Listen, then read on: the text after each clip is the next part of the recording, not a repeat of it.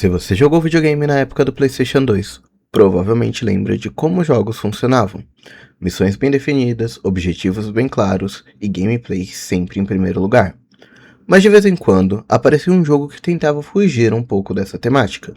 Um jogo que queria contar uma história de uma forma diferente. E um dos exemplos mais conhecidos disso é o jogo intitulado Fahrenheit, ou, como ele também ficou conhecido em algumas regiões, Indigo Prophecy. Fahrenheit foi lançado em 2005 para PlayStation 2, Xbox e PC. O jogo foi desenvolvido pela Quantic Dreams, um estúdio francês que na época ainda não tinha o peso que teria anos depois. Hoje, a gente associa a Quantic Dreams a jogos como Heavy Rain, Beyond Two Souls e Detroit Become Human. Mas em 2005, Fahrenheit era praticamente a grande aposta do estúdio.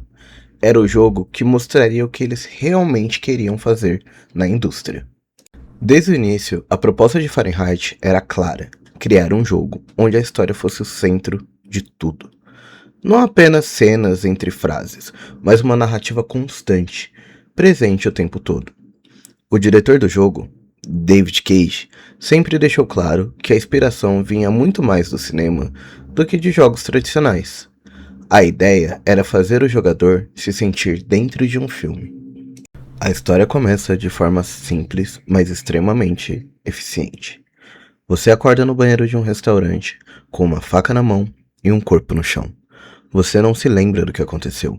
O jogo não te explica nada e não irá te contextualizar de nada. Ele não pretende segurar pela sua mão e te guiar pelo caminho. Ele simplesmente pergunta de forma simples e silenciosa: o que você vai fazer agora? E é esse momento que resume muito bem o que o Fahrenheit pretende ser daqui para frente. Um dos diferenciais de Fahrenheit é a forma como ele trabalha as escolhas. Não existe menus claros dizendo essa escolha é boa ou essa escolha é ruim. As decisões irão acontecer enquanto você joga, de forma gradual. Ou seja, você limpa o sangue do chão, joga a faca fora, sai correndo, tudo isso irá alterar a história.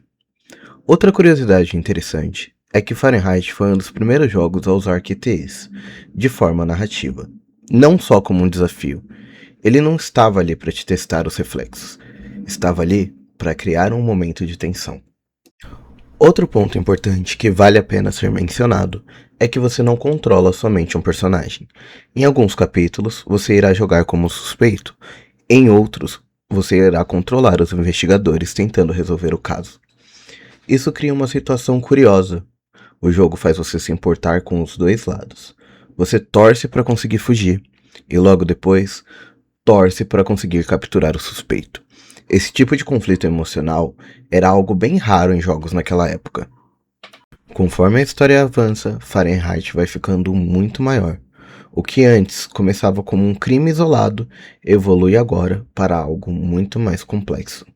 Entram elementos sobrenaturais, conspirações, cultos e até mesmo profecias. Nem tudo funciona perfeitamente, mas dá para perceber a ambição do projeto para a época. O jogo queria ir além do que era comum em videogames. Aqui entra uma curiosidade que pouca gente sabe. O roteiro original de Fahrenheit era ainda maior e ambicioso do que o que chegou ao jogo final. Muitas ideias precisaram ser cortadas por limitação de tempo e tecnologia da época. Outra curiosidade importante é que Fahrenheit sofreu censura. Uma cena mais explícita entre dois personagens foi removida das versões de console. A versão de PC foi a única a manter a cena completa. Isso gerou bastante discussão na época, principalmente na Europa. No lançamento, Fahrenheit recebeu críticas mistas. Muitos elogiaram a trilha sonora e a ousadia do projeto. Já outros criticaram assiduamente o ritmo irregular e o final extremamente exagerado. Mesmo assim, o jogo marcou quem jogou. Ele mostrou que videogames podiam tentar algo diferente. Hoje, é impossível falar de jogos narrativos sem citar Fahrenheit, o pioneiro entre os jogos de escolha. Ele que abriu e pavimentou caminho para muitos títulos que vieram depois.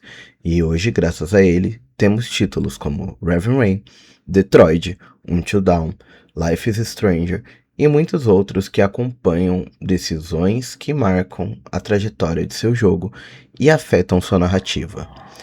Mesmo imperfeito, Fahrenheit foi um jogo de grande peso e importância para a atualidade. E se você chegou até aqui, é porque provavelmente esse tipo de jogo também te marcou. Ou talvez você nunca tenha ouvido falar de Fahrenheit, mas agora entende o porquê ele é um título de grande peso na indústria. E a ideia desse canal é justamente essa: resgatar jogos antigos, contar sua história e mostrar que ainda valem a pena ser jogados, sejam eles clássicos, jogos estranhos ou simplesmente alguns jogos curiosos da época. E se você curtiu o vídeo, deixe seu like, se inscreva no canal, comente para dar uma força e nos veremos em breve.